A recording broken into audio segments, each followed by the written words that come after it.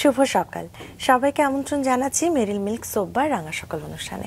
সুন্দর একটি দিনের প্রত্যাশা নিয়ে আজকের আয়োজন শুরু করছি। সঙ্গে আছে আমি লাবণ্য, আছি আমি আনিস। আমার পক্ষ থেকেও শুভ সকাল প্রিয় দর্শক। রাঙা সকালের প্রতিটি সকালই অনন্য, কারণ সমাজের এগিয়ে যাওয়া অনন্য মানুষেরাই আমাদের অতিথি হন। আজকে একজন কৃষি উদ্যোক্তা রয়েছেন যিনি নিরাপদ ও বিষমুক্ত খাদ্য উৎপাদনের প্রক্রিয়ার স্বপ্ন দেখাচ্ছেন বাংলাদেশকে। এই চমৎকার মানুষটি কে অবশ্যই আমরা জানাবো। তার আগে অবশ্যই লাবণ্যকে শুভ সকাল জানাই। শুভ সকাল লাবণ্য, কেমন আছো? আমি ভালো আছি, তুমি কেমন আছো? আমিও ভীষণ ভালো আছি এবং তোমার সঙ্গে বসা কথা বলা এটা নিশ্চয়ই আমার জন্য অনেক বেশি আনন্দের, কারণ তোমার মুখ যখন ভেসে ওঠে ভাবি যে মানুষটা কি চমৎকার গান গায়। ঠিক আছে, তো আজকে একজন চমৎকার অতিথি আছেন আমাদের সঙ্গে। চলো কে আছে আমরা একটু জেনে নিই। চলো প্রিয় দর্শক, আমাদের আজকের রাঙা সকালের অতিথি কৃষি উদ্যোক্তা ডক্টর নজরুল ইসলাম। চলুন এই চমৎকার মানুষটিকে স্বাগত জানাই। শুভ সকাল স্যার। শুভ সকাল। কেমন আছেন আপনি? জি আলহামদুলিল্লাহ ভালো আছি।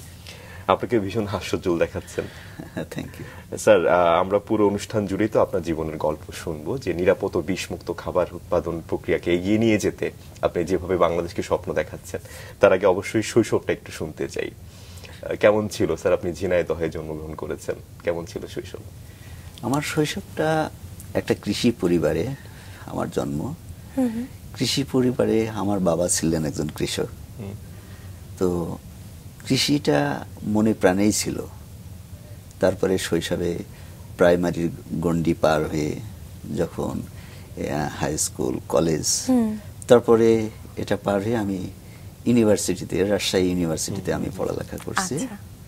তো সেখানে প্রাণীবিদ্যা ডিপার্টমেন্টে আমি অনার্স মাস্টার্সে আমি প্রথম শ্রেণীতে উত্তীর্ণ হয়েছি। সাথে সাথে আমি কিন্তু ইউনিভার্সিটির গোল্ড মেডেলিস্ট। চমৎকার স্যার, আমরা আপনার এই পড়াশোনার জায়গাটা তো অবশ্যই আসবো, এবং আপনার সব থেকে জীবনের একটা অসাধারণ মুহূর্ত বলবো যে এই বিশ্ববিদ্যালয় জীবনের চমৎকার একটি রেজাল্ট, এবং তারপরে আসলে আপনার কর্মজীবনে আসা। কিন্তু এই সংক্ষিপ্তভাবে না শুনে যদি আমরা ছোটবেলাটা যদি আপনাকে আরেকটু আবিষ্কার করতে চাই, যে আপনি ছোটবেলায় আসলে কেমন ছিলেন, বা আমাদের জীবনে আসলে ছোটবেলা অনেক স্মৃতি থাকে, অনেক গল্প থাকে, এবং আমরা সবাই বিশ্বাস করি যে ছোটবেলাটা আমাদের কাছে সবারই খুব বিশেষ। আপনারও নিশ্চয়ই এরকম গল্প আছে, আমরা যদি এগুলো একটু শুনতে পারি আপনার কাছ থেকে। আসলে ছোটবেলার বিষয় এটা রিক্যাপ করা অনেকটা কষ্ট। তারপরও দেখা যায় ছোটবেলায় মানে অনেকটা আমি যে কোনো বিষয়ে ক্রিয়েটিভিটি আমার ভিতরে ছিল। যে কোনো কিছু তৈরি করা বা কোনো কিছু সম্পর্কে জানা, বা অল্পতে সেই বিষয়টা সম্পর্কে রপ্ত করে নেওয়া।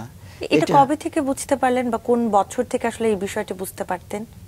মোটামুটি একটা সার্টেন ইন্টারমিডিয়েট লেভেল থেকে।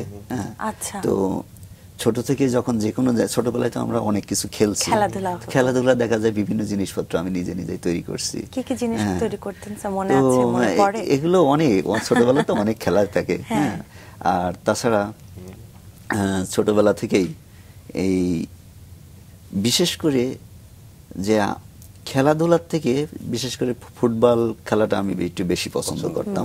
হ্যাঁ, তো নিজে নিজে আমি কিন্তু ছোটবেলায় সেই বল তৈরি করা, আগে তো সেই মানে এই টাইপের বল কিন্তু আমরা কিনতে পাওয়া যেত না, কিন্তু আমরা ওই সেই চিন্তা করেন পেলের যুগের কথা, ম্যারাডোনার যুগের কথা, তো সেই সময় কিন্তু তারাও কিন্তু ওই বল তৈরি করেছেন।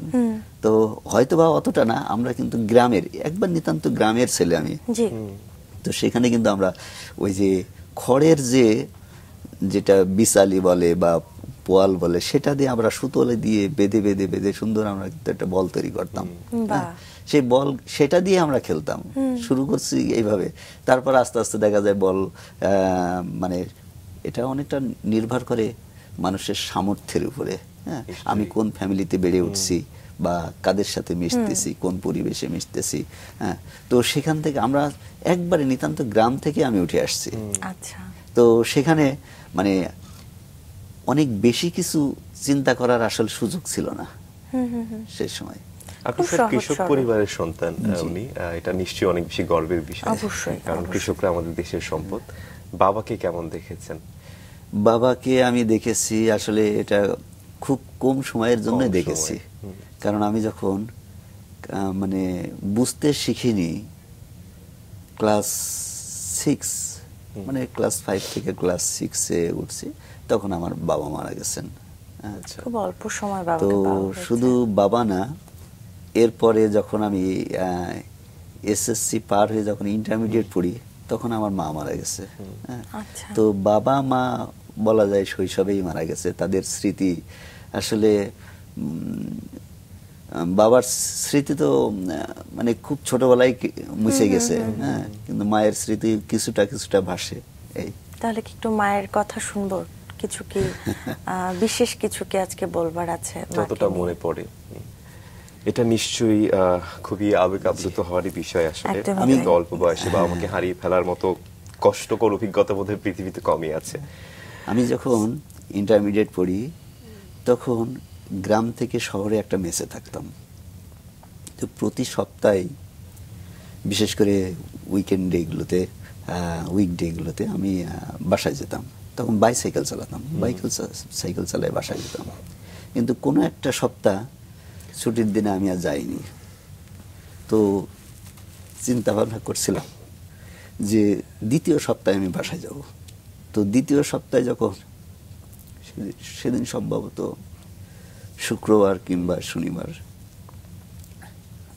যখন বাসায় যাওয়ার প্রস্তুতি নিচ্ছি, ঠিক সেই মুহূর্তে আমার কাছে মেসেজ আসে যে নাই। আসলে এই বিষয়গুলো নিয়ে কথা বলা সকলের জন্যই আমাদের ভীষণ কঠিন এবং কষ্টের। তারপর আসলে বাবা মা আমাদের কাছে খুবই বিশেষ সব সময়, এবং এই জীবনের সবথেকে গুরুত্বপূর্ণ মানুষ হচ্ছে এই দুজন। সেখানে আপনি খুব অল্প সময় তাদেরকে পেয়েছেন। তারা সবসময় ভালো থাকুক, আমরাও সেটা চাই। আমরা আপনার সম্পর্কে একটু পড়ে আসি, তারপর আমরা আবার আপনার সঙ্গে গল্প করবো স্যার। ঠিক আছে, thank you. Doctor Nazrul Islam Rajshahi বিশ্ববিদ্যালয়ের প্রাণিবিদ্যা বিভাগ থেকে স্নাতক ও স্নাতকোত্তরে প্রথম শ্রেণীতে উত্তীর্ণ হন। এরপর বিশ্ববিদ্যালয়ের ইনস্টিটিউট অফ বায়োলজিক্যাল সায়েন্সেস থেকে ফিশারিজ বিষয়ে মাত্র 3 বছরের মধ্যেই পিএইচডি ডিগ্রি লাভ করেন। ডক্টর নজরুল ইসলাম জাপানের সিজুওকা ইউনিভার্সিটি থেকে সামুদ্রিক প্রবালের উপর জলবায়ু পরিবর্তনের প্রভাব নিয়ে ডক্টর অফ সায়েন্স ডিগ্রি লাভ করেন। জাপান ফেরত ডক্টর নজরুল ইসলাম দেশে জাপানিজ সংস্থা জাইকাতে চাকরি করতেন। বৈশ্বিক মহামারী করোনা ভাইরাসের কারণে জাপানিজ প্রজেক্টটি বন্ধ হয়ে গেলে ফিরে আসেন নিজ গ্রামে। শুরু করেন মানুষকে সুস্থ রাখার জন্য নিরাপদ ও বিষমুক্ত খাদ্য উৎপাদনের লক্ষ্যে একটি জৈব কৃষি প্রকল্প। এই প্রকল্পের অধীনে উৎপাদিত হচ্ছে কোনো ধরনের রাসায়নিক সার ও কীটনাশকের ব্যবহার ছাড়াই শতভাগ নিরাপদ সবজি ও ফলমূল। 3.3 একর বিশিষ্ট এই প্রকল্পে রয়েছে 2টি পুকুর সহ প্রায় 30 প্রজাতির ফলমূল, শাকসবজি ও মশলা জাতীয় উদ্ভিদ। পুকুরে কার্পো জাতীয় মাছের মিশ্র চাষের সাথে চলছে দেশীয় প্রজাতির ঝিনুকের ভিতর মুক্তা চাষ। ঝিনুক থেকে প্রাপ্ত মুক্তা এবং ঝিনুকজাত পণ্য উৎপাদন ও বিক্রি করেছেন। ফেলে দেয়া ঝিনুকের অংশ দিয়ে তৈরি করছেন অর্গানিক চামচও, যার চাহিদা তৈরি হচ্ছে দেশে এবং বিদেশে। দর্শক, এই বিষয়গুলো নিয়ে আমরা কথা বলবো অবশ্যই। তার ছোটবেলায় ছিলাম, সেখানে আবারও ফিরছি। আপনার ছোটবেলাটা নিয়েই আসলে আরেকটু জানতে চাইবো। সে সময় আসলে বাবা মাকে খুব কম সময় পাওয়া হয়েছে, কিন্তু একটু পরিবারের অন্যান্য মানুষগুলো নিয়ে যদি একটু অল্প করে জানতে চাই। মূলত আমার তারপরে অভিভাবক হিসেবে আমার ভাই আসেন। তো উনি মেজো ভাই। আচ্ছা। তো বড় ভাই, এমনি কয় ভাই বোন? আমরা 3 ভাই 3 বোন। আপনি কততম? আমি সবার ছোট। আচ্ছা। ভাই বোন তাহলে সবাই অনেক বেশি আদর করতেন। জি জি। তো মূলত অভিভাবক হিসেবে আমার মেজো ভাই, উনি সরকারি জব করতেন। উনি অভিভাবক হিসেবে ছিলেন। মানে অভিভাবক বলতে মানে আমাদের পরিবারের টেক কেয়ার করার জন্য, শুধু টেক কেয়ার বলতে যে শুধু দেখাশোনা তা না, আর্থিক থেকে শুরু করে অন্যান্য সবকিছুই তার দায়িত্বে ছিলেন। আর বড় ভাই ছিলেন গ্রামের একজন, উনিও ডক্টর, পল্লী চিকিৎসক ছিলেন। তো উনি বেঁচে নাই, উনিও মারা গেছেন। তো তারপর থেকেও মানে এখনো সেই মেজো মেজো ভাই ভাই দায়িত্বে আছেন যে অভিভাবক হিসেবে সবকিছু তিনি বাবা মার মতো একেবারে দায়িত্ব পালন কখনো করেছেন। বুঝতে দেননি। একটু ধীরে ধীরে আমরা যদি সামনের দিকে গল্পগুলো আগাই, স্যার আপনার স্কুল কলেজের কথা শুনছিলাম শুরুতেই। সেই স্কুল কোথায় ছিল, কেমন স্টুডেন্ট ছিলেন আপনি ছোটবেলা থেকে? বলছিলেন অনেক সৃষ্টিশীল, অনেক সৃজনশীল কাজ করতে পছন্দ করতেন। স্কুলের গল্প একটু শুনবো। আমি মোটামুটি স্কুল থেকে হাই স্কুল পর্যন্ত আমি কখনো সেকেন্ড হইনি। বাহ। তো তো সে সময় দেখা যায় প্রতিটা ক্লাসেই আমাদের বিশেষ করে অভিভাবক হিসেবে তখন কিন্তু আমাদের স্যারেরাও কিন্তু অনেক বেশি দায়িত্ব পালন করতেন। তো সেই হিসেবে স্কুলটা আমার ছিল এটা কোটচাঁদপুর, ঝিনাইদহের কোটচাঁদপুর উপজেলার পাঁচলিয়া হাই স্কুল। জি। তো আর প্রাইমারিটা ছিল লক্ষ্মীপুর সরকারি প্রাইমারি স্কুল, একবারে পল্লীতে অবস্থিত একটা সরকারি প্রাইমারি স্কুল। যে সময় আমরা স্কুলে যাই আসলে সেই সময়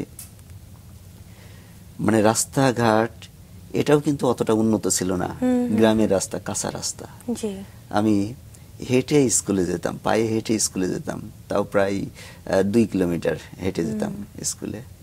তো এক সময় আমাদের এক স্যার বললেন, যে সায়েন্সের এক স্যার বললেন, যদি ক্লাসে যে কোনো ভাইরাস ব্যাকটেরিয়াও থাকে তাও আমি ক্লাস নেব, তবে সবাইকে আসতে হবে। তো সেই সময়ের একটা স্মৃতি আমার মনে পড়ে যে প্রচন্ড বৃষ্টি হচ্ছে, কেউ স্কুলে যায় নাই। আমি সেই বৃষ্টির মধ্যে আমি একমাত্র ব্যক্তি যে স্কুলে বেঞ্চে বসে আছে, আর কোনো স্টুডেন্ট নাই। স্যারও কিন্তু আসেনি সেদিন, অথচ স্যারের ওই কথাটার কারণে আমি স্কুলে উপস্থিত হয়েছিলাম। উনি জেনেছেন যে পরে আপনি স্কুলে গিয়েছিলেন? হ্যাঁ, ওনারা জেনেছিলেন। বাহ। এবং স্কুলের যিনি কেয়ারটেকার থাকতেন উনি ছিলেন, উনি বলছেন যে কেউ তো আসবে না আজকে স্কুল, আর এত বৃষ্টির ভিতরে হবে না, তুমি চলে যাও। তারপরে বৃষ্টি থামলে আমি ফিরে আসি। এই যে বলছিলেন আপনি সবসময় প্রথম হতেন, কখনো দ্বিতীয় হননি, এই শিক্ষা জীবনের পেছনে কি কারো অনুপ্রেরণা ছিল? কারণ আমরা ছোটবেলায় সবাই তো আসলে পড়াশোনা বাদে অন্য সবকিছু করতেই পছন্দ করতাম। হ্যাঁ, তো দুষ্টামি বেশি করতাম। তো আপনার ক্ষেত্রে কি হলো যে আপনি সবসময় পড়াশোনায় খুব মনোযোগী ছিলেন? আসলে ছোটবেলা থেকেই আসলে মেধা তো কিছু মেধা আসে বিভিন্ন পারিবারিক ভাবে, কিছু মেধা আসে শিক্ষকদের মাধ্যম দিয়ে। তো আমার মূলত ছোটবেলা থেকে আমি জানি না কিভাবে মেধাটা আমার এভাবে আসছে, কারণ আমার বাবা কৃষক ছিলেন, মাও পড়ালেখা জানতেন না। তো সবাই কিন্তু আমরা মানে আমাদের ভাই বোন আমরা সবাই শিক্ষিত, আমরা 6 ভাই বোন, কিন্তু আমার বাবা মা কিন্তু লেখাপড়া জানতেন না। তো যখন আমার ভাই মাঝে মাঝে শহরে থাকতেন, শহরে চাকরি করতেন, তো আমাদের একটা ভীতি কাজ করতো যে ভাই ওই যে মনে হয় অমুক দিন আসবে, তো তার আগে আমাদের পড়ালেখা করতে হবে, মানে তাকে প্রচন্ড ভয় পেতাম। দেখা যায় আমরা মার্বেল খেলতাম, তো মার্বেল গুলো পাশের বাড়িতে লুকায় রাখতাম সে আসার আগে। তো মোটামুটি ওই তখন থেকেই এতটা ভালো করতাম মানে পড়ালেখায়। এমন হয়েছিল যে ওই যে বিশেষ করে প্রাইমারি স্কুলে 2টা ক্লাস থাকে। একটা ওই যে ওই সময় ছিল একটা প্লে গ্রুপ, তারপরে 1, তারপরে 2। তো সেখানে আমি কিন্তু একটা ক্লাস বাদ দিয়ে আমি ক্লাস 2 তে উঠছিলাম, মানে আমার এটা করা হয়নি, মানে প্রয়োজন পড়িনি। আর স্যারেরা বলতেন যে না তার দরকার নাই, সরাসরি ক্লাস 2 তে ভর্তি হবে। তো মোটামুটি স্যারেরা খুবই ভালোবাসতেন আমাকে। তারপরে স্যার আপনার এসএসসি তো খুব ভালো একটা রেজাল্ট করলেন আপনি। আমি এসএসসি আমার 93, তো সেই সময় 5টা বিষয় আপনি লেটার মার্কস পেয়ে, এবং ওই সময় ওই স্কুল থেকেই আমরা একই সাথে 4 জন স্টার মার্ক পেয়ে, এবং ওই স্কুলের মানে এটাই সবচেয়ে বেস্ট রেজাল্ট আমাদের ক্লাসের। চমৎকার। তারপরে কলেজ মেধাবী স্টুডেন্টই ছিলেন নিশ্চয়ই, সায়েন্স ব্যাকগ্রাউন্ড আগে থেকেই আপনি চুজ করেছেন। হ্যাঁ, তারপরে কোথায় ভর্তি হলেন, কোন কলেজে পড়াশোনা করলেন? তারপরে আমার শহরের যে সরকারি KMS ডিগ্রি কলেজ কোটচাঁদপুর, এটা একটা গভর্নমেন্ট কলেজ, তো সেখানেও আবার সায়েন্স নিয়ে পড়ালেখা। তো ইচ্ছা ছিল যে আমি মেডিকেলে পড়বো, ডাক্তার হব। তো আমার যেটা বলছিলাম যে এমন একটা সিচুয়েশন ছিল যে পরীক্ষা আগে আমার বেশিরভাগই মানে দুর্ঘটনাগুলো ওই পরীক্ষার মধ্যেই আমার ঘটতো। হ্যাঁ, তো যে আমি পরীক্ষা SSC পরীক্ষা কিন্তু আমি দিয়েছি অনেকটা বেডে থাকার মতো। মানে আমার ওই সময় পক্স হয়েছিল, আমি পড়ালেখা না করে কিন্তু SSC পরীক্ষা দিয়েছি। তাও এত ভালো রেজাল্ট, বাহ। পড়ালেখা না করে কোনো রকমে লিখে আসছিলাম। হ্যাঁ, যে লিখে স্যারেরা বলতেন না তুমি বেডে পরীক্ষা দাও। তারপর আমি বেডে পরীক্ষা না দিয়ে কোনোভাবে তাদের সাথে অ্যাটেন্ড করে আমি এই রেজাল্টটা করছিলাম। আবার ইন্টারমিডিয়েট পরীক্ষার আগে যেটা বলছিলাম যে আমার মা মারা গেছেন, হ্যাঁ, তখনও কিন্তু আমি সেইভাবে মানে নিজেকে ফিট রাখতে পারিনি। তো সেখানেও আমার একটা ওই সময় রেজাল্টটা আমার একটু খারাপ হয়ে গেছিল। তারপরেও আমার ইচ্ছা ছিল যে আমি ডাক্তার হব। তো আমি মেডিকেল পরীক্ষায়, যেটা সেই সময় রিটেন পরীক্ষা হতো, ভাইবা হতো, সেখানে কিন্তু আমি ভালো রেজাল্ট করছিলাম এবং ইউনিভার্সিটি যে মেডিকেলের যে কোচিং সেন্টার, সেখানে কিন্তু আমি ফার্স্ট হয়েছিলাম। সমস্ত ছেলে মেয়েদের ভিতরে ফার্স্ট হয়েছিলাম। তারা ধরে নিয়েছিল যে আমি মেডিকেল এবং বিশেষ করে DMC-তে চান্স পাবো। কিন্তু মাত্র 0.5, হ্যাঁ, এর জন্য আমি মেডিকেলে চান্স পাইনি। জীবনের বিভিন্ন ধাপে ধাপে বিভিন্ন ধরনের সংকট আপনাকে আঘাত করেছে, কিন্তু আপনার মেধা আপনাকে সহযোগিতা করেছে, আপনার অদম্য ইচ্ছা শক্তি নিশ্চয়ই এর মধ্যেই ছিল। তো ইন্টারমিডিয়েটের মাত্র 2 বছরের একটা জীবন, সে জীবনটা নিয়ে আমরা একটু শুনতে চাই, কেমন ছিল? ইন্টারমিডিয়েটে আমি ওখানে বিশেষ করে ফার্স্ট ইয়ার সেকেন্ড ইয়ারে, সেখানে ইয়ার ভিত্তিক আমি খুবই ভালো ছিলাম বা ভালো করতাম, কিন্তু ফাইনাল রেজাল্টের সময় তখন আমি রেজাল্টটা আমি একটু খারাপ করে ফেললাম। যেটা বলছিলেন আসলে মাকে হারানোর বেদনা থেকে আসলে এই বিষয়টি। তারপরেও আমার যে ইচ্ছা ছিল যে না আমি পরবর্তীতে একজন ডক্টর হব, তো হয়তোবা ডাক্তার হতে পারিনি, বর্তমানে আমি কিন্তু ডক্টর হয়েছি। অবশ্যই।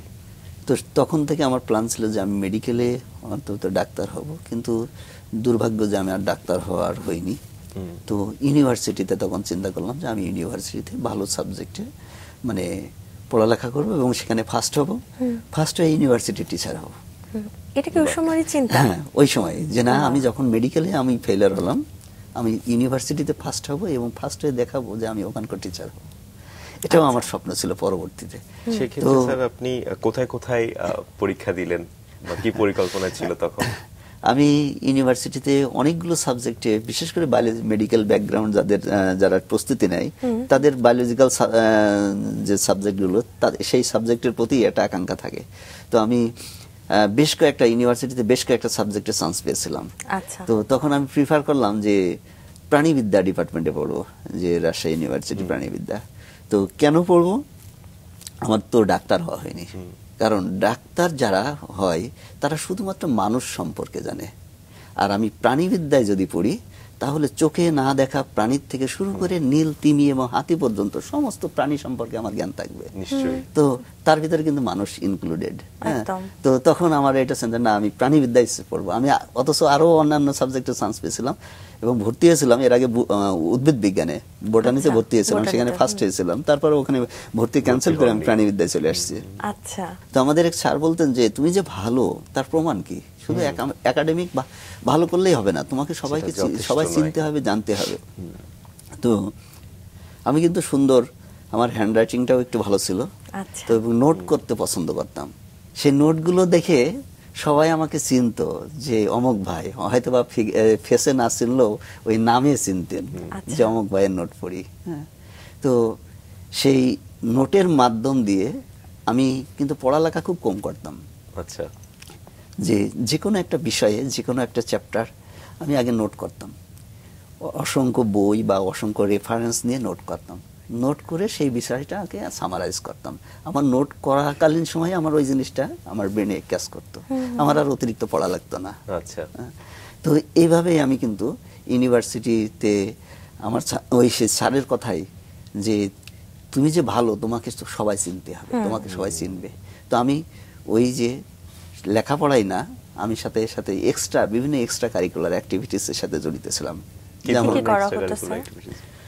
যেমন একটা বলা যেতে পারে যে আধুনিক আমরা ধূমপান নিবারণ করি। তো এটার প্রেসিডেন্ট হিসেবে আমি দায়িত্ব পালন করছিলাম রাজশাহী ইউনিভার্সিটি প্রায় 8 বছর। তো এই যে এন্টি টোবাকো যে ক্যাম্পেইন, হ্যাঁ, সেটা আমি কিন্তু করতাম এবং সবাই কিন্তু এটার মাধ্যম দিয়ে আমাকে চিনতেন ইউনিভার্সিটিতে।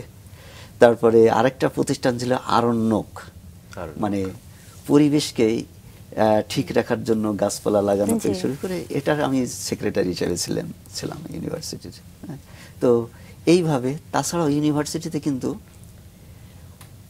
বিভিন্ন বিষয়ে ছেলে মেয়েদেরকে পড়ানো বা তাদেরকে শেখানো, এটা আমি ফ্রি করাতাম।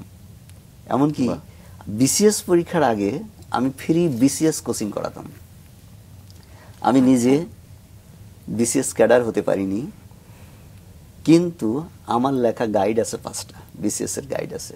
আমার লেখা বই পড়ে আমার কাছে কোচিং করে এখন অনেক স্টুডেন্ট আছে যারা এখন বিসিএস, পুলিশ, এখন এসপি, ডিসি, ফরেন অ্যাফেয়ার্স, বিভিন্ন ছাত্রছাত্রী আমার আছে যারা বিসিএস ক্যাডার, বড় বড় দেশের বিভিন্ন পজিশনে আছে। দারুণ, চমৎকার। অথচ আমি কিন্তু বিসিএস এর চান্স পাইনি। আমি প্রিলিমিনারি টিকছি, রিটেন টিকছি, কিন্তু আমার 25তম বিসিএস এ আমি গেছি, চান্স আমার হয়নি। 27তম বিসিএস আমি 2বার ভাইবা দিয়েছি, কিন্তু আমার ব্যাড লাক। প্রথম জাপান যাওয়ার অভিজ্ঞতা, দেশ ছেড়ে দেশের বাইরে থাকা, পরিবারকে ছাড়া থাকা এবং ওখানকার খাবার দাবার, ল্যাঙ্গুয়েজ সবকিছুই তো ভিন্ন। তো কেমন ভাবে সবকিছু আসলে সামলে উঠেছিলেন? আমরা বিশ্বে অলস জাতি হিসেবে আমরা পরিচিত, অথচ জাপান বিশ্বের সবচেয়ে পরিশ্রমী দেশ। তো এই অলস দেশ থেকে পরিশ্রমী দেশে এখানে যে সারভাইভ করা এবং তাদের সাথে, তাদের কালচারের সাথে যে অ্যাডাপ্টেড করা, এটা আসলে খুবই কষ্টকর একটা বিষয়। বিশেষ করে খাওয়া দাওয়া, তাদের যে পরিবেশগত যে কালচার, হ্যাঁ, সেটার সাথে মেনটেন করা, এটা অনেকটা সময় লেগে যায়। তো সেটা থেকে আমি কিন্তু তাদের সাথে ম্যাচিং করে তাদের কালচারে অভ্যস্ত হয়ে, এবং জাপানের যে ভাষাটা, এই ভাষাটা আমি কিন্তু দেশ থেকে কিছুটা শিখেছিলাম।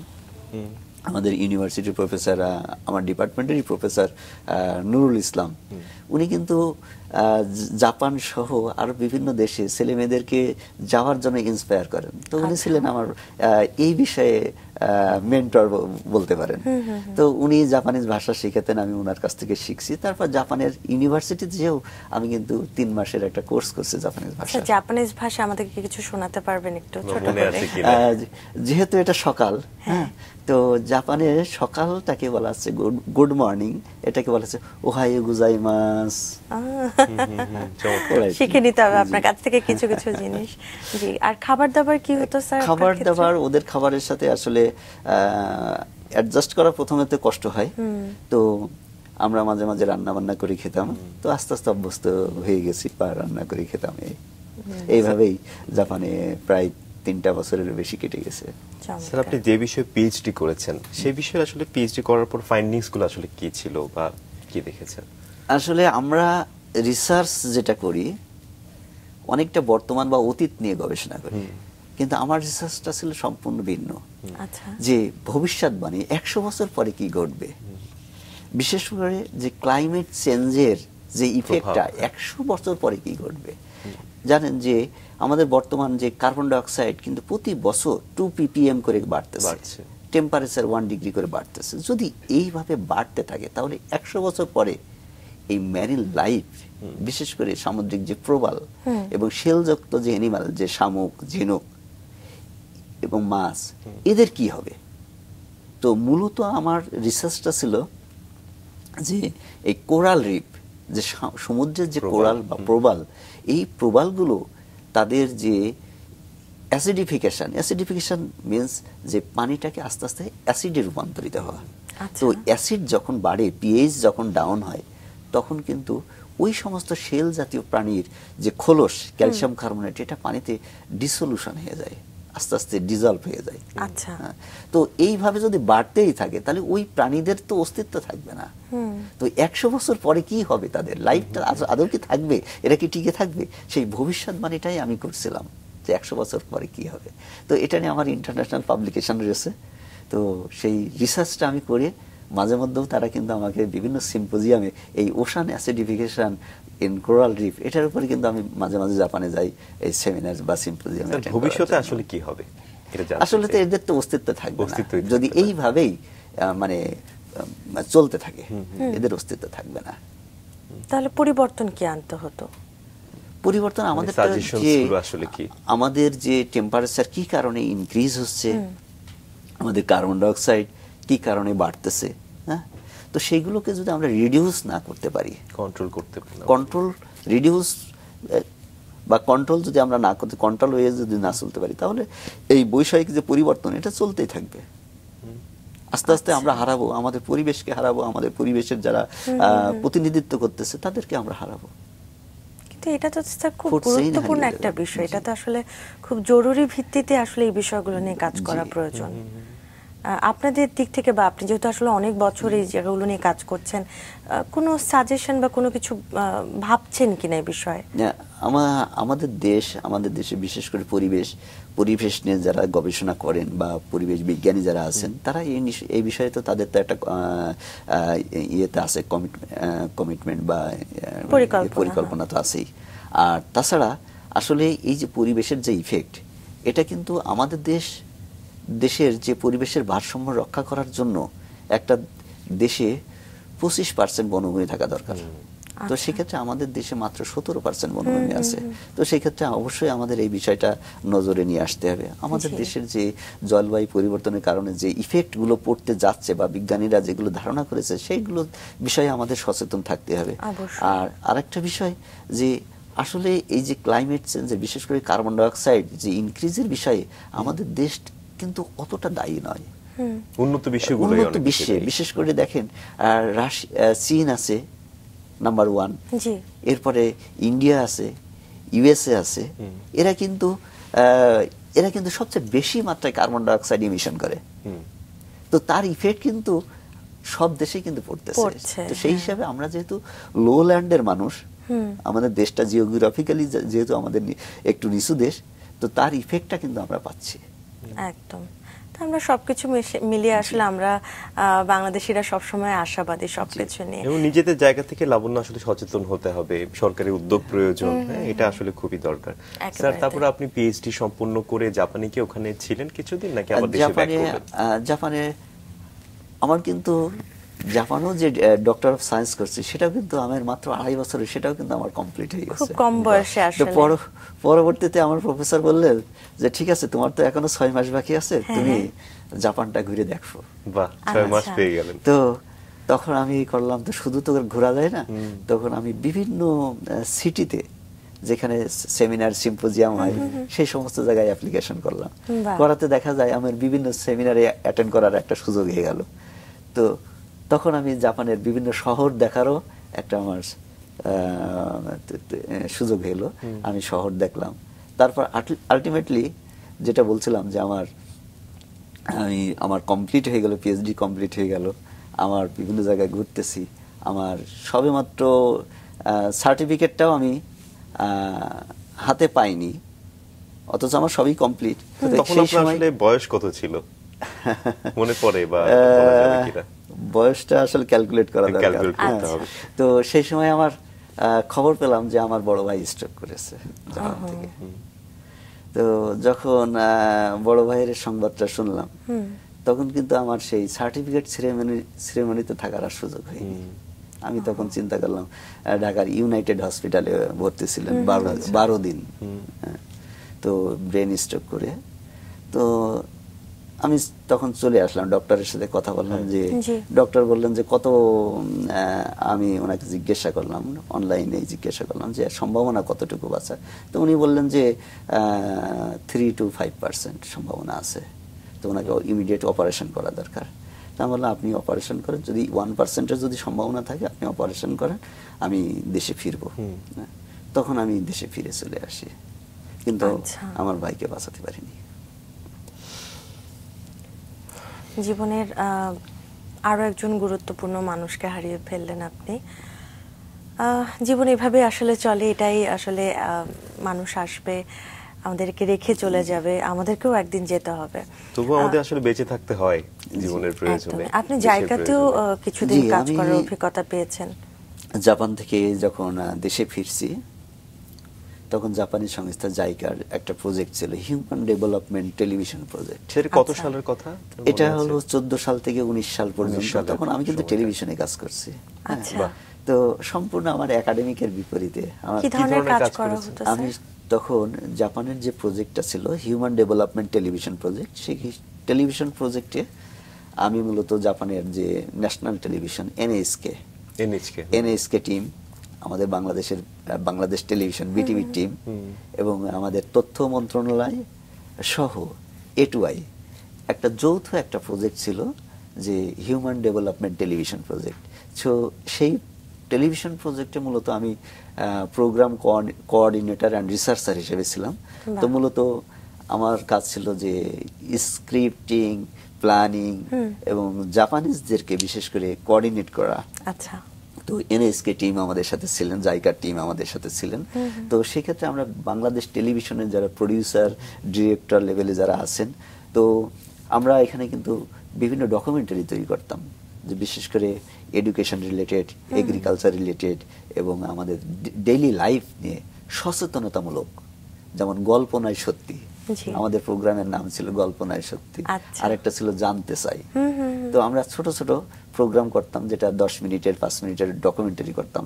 তো সেগুলোর মূলত স্ক্রিপ্টিং এবং দেখা যায় রিসার্চ, সেটা আমি করতাম। এগুলো কি স্যার টেলিভিশনে প্রচার হয়েছিল? হ্যাঁ, টেলিভিশনে প্রচার হয়েছে, বাংলাদেশ টেলিভিশনে। এর সাথে শুধু বাংলাদেশ টেলিভিশন না, বেতারেও বেসরকারি বোধহয়। চ্যানেলও কিন্তু এর সাথে জড়িত ছিল। বেসরকারি তো চ্যানেল। তখন আমরা এই সম্পূর্ণ একাডেমিকের বিপরীতে এসে আমি কিন্তু এই টেলিভিশন রিলেটেড কাজ করছি।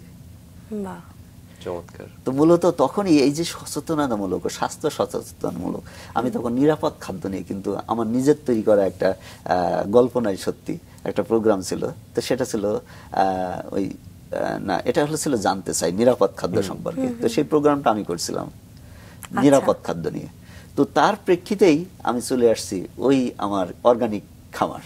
জায়গাতে আসলে কাজের অভিজ্ঞতা নিয়ে শুনছিলাম, সেখানে তো বেশ 4-5 বছরের একটা কাজের অভিজ্ঞতা রয়েছে, সেখান থেকে ফিরে স্যার। আমি জাপান থেকে যখন জাইকাতে চাকরি করছি, তখনও কিন্তু আমার মনে হয়নি যে আমি দেশে আছি। আচ্ছা। কারণ আমি বাংলাদেশে থেকেই কিন্তু একটা জাপানিজ এনভায়রনমেন্ট পেয়েছিলাম, হ্যাঁ। এবং তারা একটা ভালো একটা স্যালারি আমাকে কিন্তু দিতেন। তো সেই হিসাবে, আর যেহেতু জাপানিজদের সাথে, জাপানিজ কালচারের সাথে একটা অভ্যস্ত ছিলাম, তো দেশে থেকে জাপানিজ ফ্লেভারটা কিন্তু আমি উপভোগ করছি। তো পরবর্তীতে যখন করোনাকালীন সময়ে জাপানিজ প্রজেক্টটা বন্ধ হয়ে যায় 19 সালের দিকে, তো তখন আমি এলাকাতে ফিরে আসি। আচ্ছা। গ্রামের বাড়িতে ফিরে আসি। তো কিছু তো একটা করতে হবে আমাদের চলতে হলে। তো এই মুহূর্তে তখন চিন্তা করলাম যে আমার তো নিজস্ব একটা ল্যান্ড আছে, তো এই ল্যান্ডটাকে কিভাবে ইউজ করা যায়। তো যেহেতু নিরাপদ খাদ্য নিয়ে আমি টেলিভিশনে একটা প্রোগ্রাম করছিলাম, তো আমাদের দেশের মানুষ অনেকটা স্বাস্থ্য সচেতন বিমুখ। তো তাদেরকে মানে অনেক দেখা যায় আমাদের অধিকাংশ মানুষ বিভিন্ন যে রোগে ভুগে, তার একটা প্রায় 70 থেকে 80% কিন্তু এই খাদ্যজনিত খাবারের কারণে। তো আমি তখন চিন্তা করলাম যে কিভাবে মানুষকে ভালো রাখা যায়, কিভাবে মানুষকে সুস্থ রাখা যায়। তো খাবারটাকে কিভাবে অর্গানিক করা যায়, কিভাবে জৈব খাবার উৎপাদন করা যায়। তো তখন আমি যে অর্গানিক খাবারের যে ধারণা, যে উৎপাদন থেকে শুরু করে ভোক্তার গ্রহণ পর্যন্ত যে কোনো পর্যায়ে কিন্তু খাবারটা ইনঅর্গানিক বা এটা কিন্তু নষ্ট হতে পারে বা মানুষের স্বাস্থ্যের জন্য হানি হতে পারে। তো তখন চিন্তা করলাম যে না, আমি উৎপাদন থেকে শুরু করব, যে এই উৎপাদন থেকেই আমি অর্গানিক খাদ্য প্রোডাকশন করব। কি পরিমাণ আমরা অর্গানিক সার ব্যবহার করব, কতটুকু আমাদের ল্যান্ড গ্রহণ করতে পারবে, সেটা অ্যানালাইসিস ছাড়াই আমরা মাত্রা অতিরিক্ত কেমিক্যাল সার ব্যবহার করতে পারছি। তাতে আমাদের ল্যান্ড কিন্তু নষ্ট হয়ে যাচ্ছে, আমাদের ভূমি কিন্তু নষ্ট হয়েছে, মানে মাটির স্বাস্থ্যটা নষ্ট হয়ে যাচ্ছে। তো সেই স্বাস্থ্যটা বিবেচনা করে যদি আমরা জৈব সার, বিশেষ করে এখন কিন্তু অসংখ্য জৈব সার আছে, যে ভার্মি কম্পোস্ট আছে, ট্রাইকো কম্পোস্ট আছে, তাছাড়াও দেখা যায় আমাদের প্রতিষ্ঠানের জৈব সার আছে। তো সেই ক্ষেত্রে যদি আমরা কি মাটিটা অ্যানালাইসিস করে যদি সেই পরিমাণে যদি আমরা খাবারটা দিই, তাহলে কিন্তু আমরা অর্গানিক শুরু থেকেই কিন্তু আমরা অর্গানিক খাবার এর দিকে কিন্তু আমরা যেতে পারি। তারপরে যে সমস্ত রাসায়নিক যে পেস্টিসাইড বলেন বা সার যেগুলো দিতেছি, সেটা আমরা কতটুকু মাত্রা, অনুমোদিত মাত্রা আসলে কতটুকু, সেই মাত্রাটা কিন্তু আমরা খেয়াল করছি না। তো সেইভাবে যদি আমরা খেয়াল করি, তাহলে কিন্তু আমরা অর্গানিক খাদ্য কিন্তু আমরা তৈরি করতে পারবো, সক্ষম। যেটা বলছিলেন যে নিরাপদ খাদ্য উৎপাদনের দিকে তাহলে আপনি কাজ শুরু করেছেন, সেটা কিভাবে শুরু করলেন এবং কেমন সাড়া পেলেন? এবং তার সাথে সাথে আপনি রায়ান জৈব কৃষি প্রকল্প একসাথে বোধহয় কাজ শুরু করেছেন, আমরা একটু শুনি আপনার কাছ থেকে গল্পটা। জনসংখ্যা বৃদ্ধির পাশাপাশি আমাদের দেশে আবাদি জমি কিন্তু কমে যাচ্ছে। জি। তো আবাদি জমিকে কিভাবে সর্বোচ্চ ব্যবহার করা যায়, কিভাবে ইঞ্চি ইঞ্চি পরিমাণ ব্যবহার করা যায়, সেটা আমার প্রজেক্টে এমনভাবে অ্যাপ্লাই করছি যেন আমার যে 10 বিঘা জমি, সেখান থেকে 30 বিঘার উৎপাদন আমি যেন রিটার্ন পাই। তো সেইভাবে কিন্তু আমি প্ল্যান করছি, আমার প্রজেক্টটাকে সেভাবে সাজিয়েছি। সেম দেখেন, আমার পুকুরে আমি মাছ চাষ করি, আমার সেখানে পুকুর আছে, দুইটা পুকুর আছে। সে 2টা পুকুরে আমি মাছ চাষ করতেছি। তখন চিন্তা করলাম যে এই পানিটাকে আর কতভাবে ইউটিলাইজ করা যায়। তখন আমাদের অপ্রচলিত মৎস্য সম্পদ বলে ঝিনুক, এটা কিন্তু আমাদের দেশীয় সম্পদ, এটাকে অপ্রচলিত মৎস্য সম্পদ বলে। তো দেখেন, এই মাছ চাষে আমরা বিশ্বে আমরা 2য় পজিশনে আছি। তাহলে সেই মাছের পাশাপাশি যদি আমরা ঝিনুক চাষ করি বা ঝিনুকে মুক্তা চাষ করি, যেটা মাছের থেকে 10 গুণ লাভজনক, তাহলে আমাদের দেশের অর্থনীতিকে আরো কিন্তু কয়েক ধাপ এগিয়ে নিয়ে যেতে পারবো। তো আমি ঠিক এই মেন্টালিটি নিয়েই আমি পানিকে সর্বোচ্চ ব্যবহার করা শুরু করলাম, যে না, আমার এখানে মাছ চাষ হবে, মাছের সাথে মুক্তা চাষ হবে। সাথে সাথে আমি এখন মাছের পাশাপাশি দেশীয় কার্প জাতীয় মাছের পাশাপাশি আমি দেশীয় প্রজাতির মাছ চাষ করতেছি, বিশেষ করে ট্যাংরা মাছ, দেশীয় ট্যাংরা, পাবদা, এগুলো চাষ করতেছি। আবার ওর সাথে আমি কালার ফিশ চাষ করতেছি, যেটা অ্যাকোরিয়াম ফিশ। তাহলে এক পানি থেকে আমি 4টা প্রোডাকশন নিচ্ছি। আবার পুকুর পাড়কে আমি বিভিন্ন সবজি চাষ করতেছি, বিভিন্ন ধরনের ফল। আমার দার্জিলিং কমলা আছে, চাইনিজ কমলা আছে, ড্রাগন আছে, আঙ্গুর আছে, এছাড়া মানে প্রায় ভিয়েতনামিজ নারিকেল আছে, সিডলেস যেটা চায়না 3 লেবু সেটা আছে, ওডিসি 3 সজিনা আছে। তো এরকম 20 থেকে 30 রকমের ফলমূল সবজি রয়েছে, মাশরুম রয়েছে। তো সেগুলো কিন্তু আমি চাষ করতেছি। তার সাথে সাথে আমি অন্তত পক্ষে যে ইকো ট্যুরিজম বা যেটাকে বলা আছে এগ্রি ট্যুরিজম করার জন্য, যে শুধু মানুষ কৃষিকে দেখতে আসবে, এটা কিন্তু একটা মানে বিস্ময়কর একটা ব্যাপার। তো মানুষ চায়। তো আমি যেহেতু কৃষিটাকে মডার্নাইজ করতে চাই, গতানুগতিক কৃষির থেকে একটু বেরিয়ে এসে আমি কৃষি কাজ করতেছি।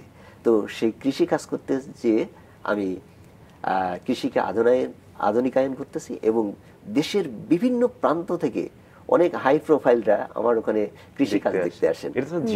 এবং শুধু দেশের না, আমার অসংখ্য ফরেনার আমার ওখানে আসে। অর্থাৎ এখন রাশিয়ানরা তো প্রতি সপ্তাহে আমার ওখানে আসেন। হ্যাঁ, তো মোটামুটি এটা বলা যেতে পারে যে এটা একটা ইন্টারন্যাশনাল প্রতিষ্ঠান হয়ে গেছে। তো মূলত এটা হলো এগ্রি ট্যুরিজম। এই যে দেখতে আসা, এটা কিন্তু আমার অনেক ভালো কাজ করে। এটা এখন একটা ইকো ট্যুরিজম হিসেবে এখন কাজ করতেছে। আর আরেকটা বিষয়, আমি সেখানে শুধুমাত্র আধুনিকায়ন করতেছি না, সেখানে কিভাবে সময়কে ইউটিলাইজ করা যায় সেজন্য স্মার্ট কৃষি, যেটা আমার মোবাইল ডিভাইসের মাধ্যমে আমি টোটাল আমার খামারটা পরিচালনা করতে পারি।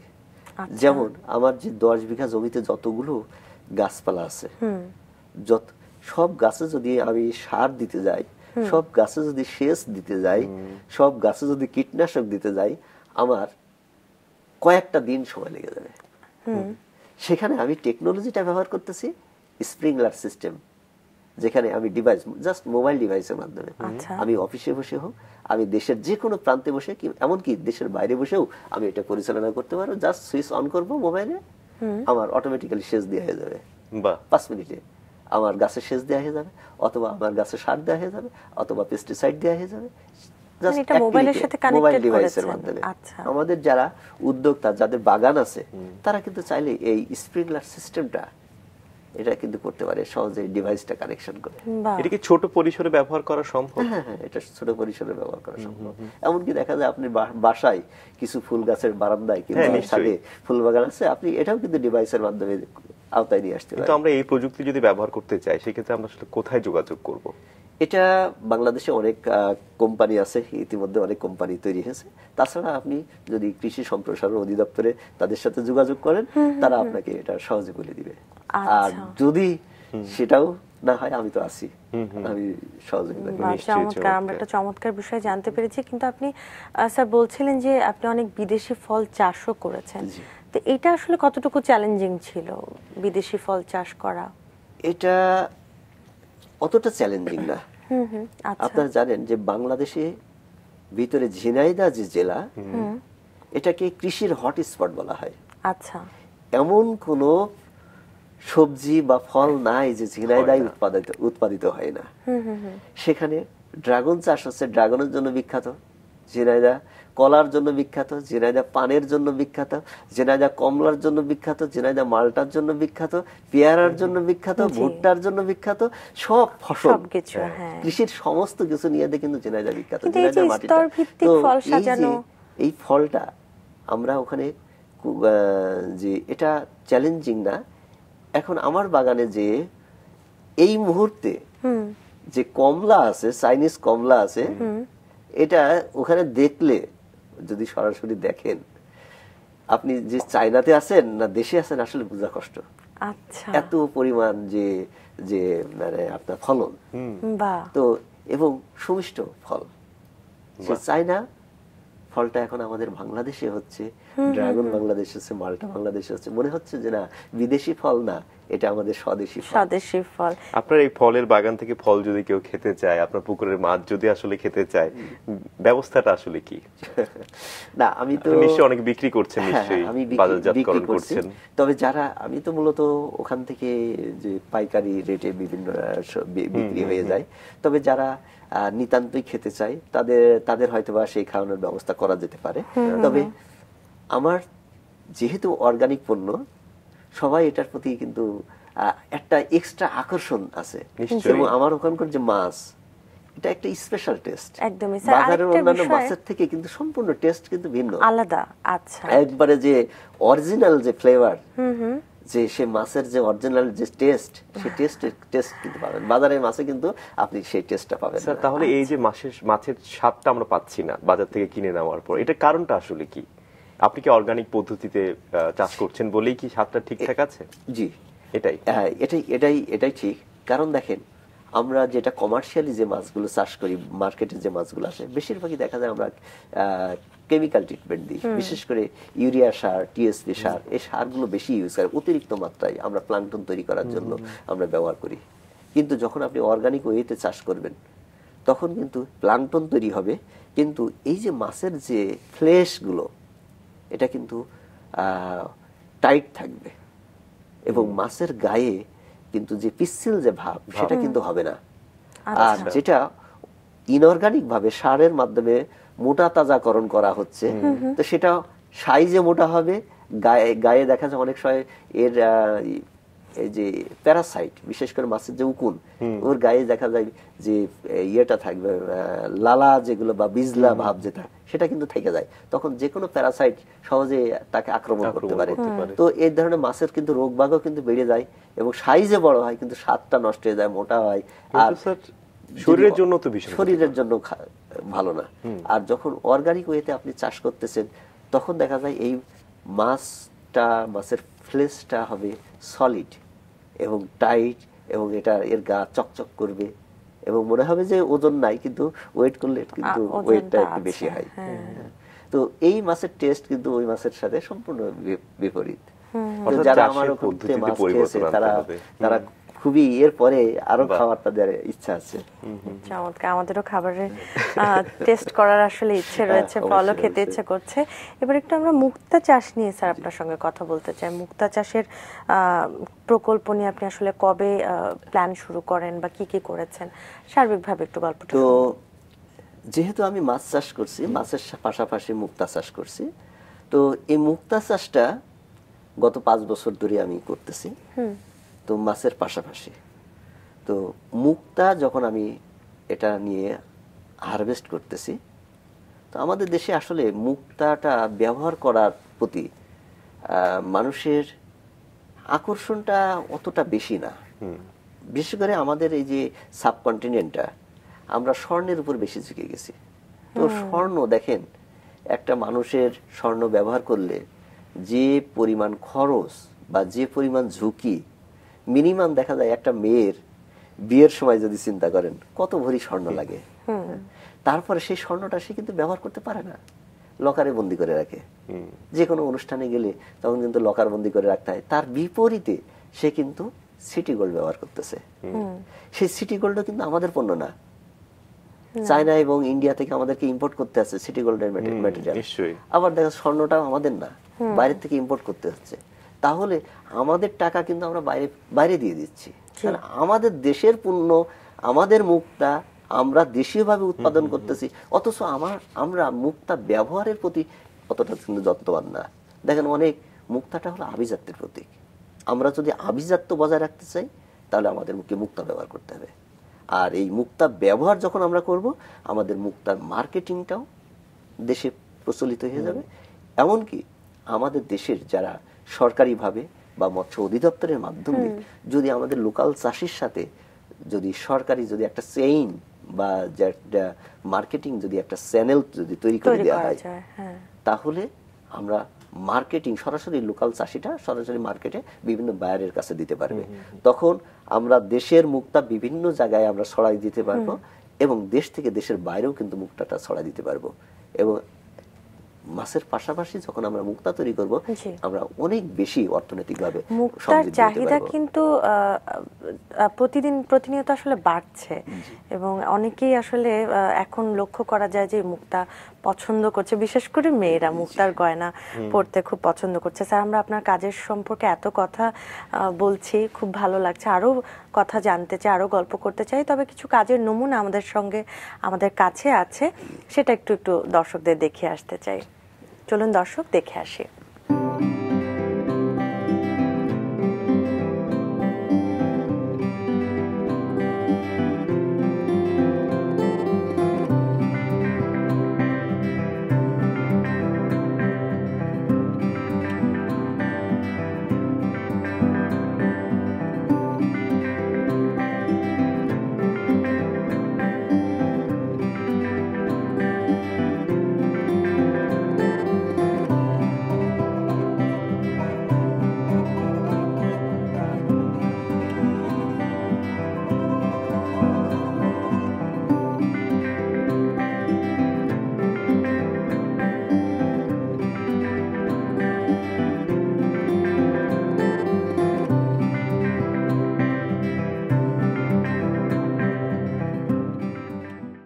বাহ, চমৎকার স্যার, খুব সুন্দর। আমাদের আসলে আমার আনিসের মনে হয় গিয়ে দেখা উচিত, একদম রাঙা সকাল পরিবার সহ, আসলে খুব ভালো লাগলো। স্যার, একটু এবার অর্গানিক চামচ নিয়ে কথা বলতে চাই, সেটা তো খুব আসলে জনপ্রিয় হয়ে গেছে। দেখেন, যখন মুক্তাটা আমরা হারভেস্ট করি তখন এর যে মাংসল অংশ, ঝিনুকের যে মাংসল অংশ, এটা কিন্তু আমরা অনেক সময় ফেলে দিই বা নষ্ট হয়ে যায়। তো আমি কিন্তু সেটাকে করতেছি কি মাছের খাবার হিসাবে পুকুরে থ্রো করতেছি, বাহ, সেখানে মাছের খাবার হয়ে যাচ্ছে। তো আবার দেখেন এর যে শেলটা, এই শেলটা আমরা স্তূপ আকারে রেখে দিতাম আগে, তখন এটা কিন্তু চুন হিসেবে অনেক জায়গায় চুন হিসেবে এটা কিন্তু বিক্রি হতো, কেজি দরে বিক্রি হতো, যে চুন বা এটা দিয়ে পোল্ট্রির যে ফিডগুলো, মাছের যে ফিডগুলো, সেই ফিডগুলো কিন্তু ক্যালসিয়াম কার্বনেটের সাপ্লিমেন্ট হিসেবে এই ঝিনুকের শেলগুলো কিন্তু ব্যবহার করা হয়। তো তারাও কিন্তু এটা কিন্তু কিনতে পারে বা কেনে।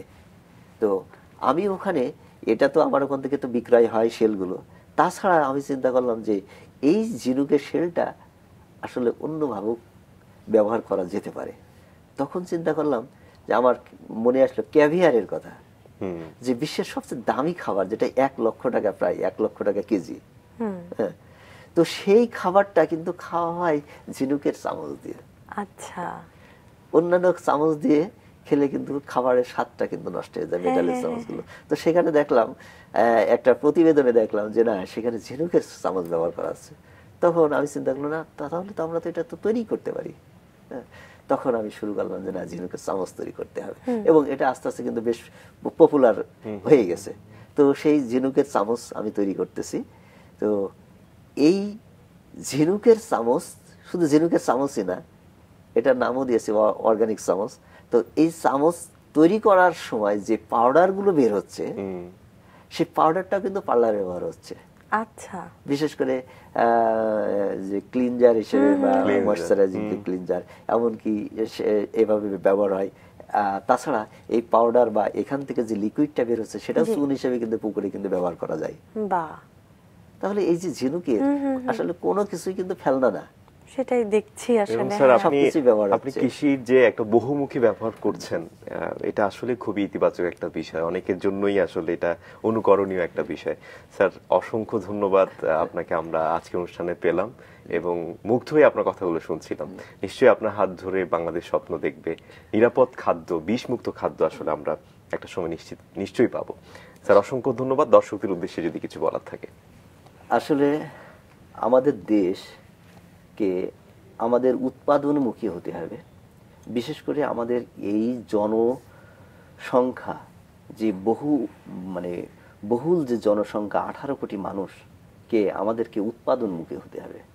যদি আমরা সবাই উৎপাদনমুখী হই, আমরা যদি 18 কোটি মানুষ যদি 18 কোটি উদ্যোক্তা তৈরি করতে পারি, এবং সবাই যদি আমরা নিজের কাজকে ভালোবেসে, আমাদের মেধা আছে, এই মেধাকে পজিটিভলি আমরা কাজে লাগাই, যদি আমরা যে কোনো উৎপাদনের সাথে যদি আমরা লিঙ্কেজ থাকি বা লেগে থাকি, তাহলে আমাদের দেশকে এগিয়ে নিয়ে যাওয়া বা সফলতার দিকে নিয়ে যাওয়া, এটা অসম্ভব কোনো কিছু না।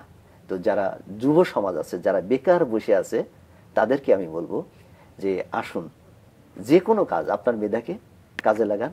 যদি আপনারা মুক্তা চাষ করতে চান, কিংবা মাছ চাষ করতে চান, বা কোনো খামার করতে চান, আপনাদেরকে যে কোনো বিষয়ে আমি সহযোগিতা করার জন্য প্রস্তুত আছি। ধন্যবাদ।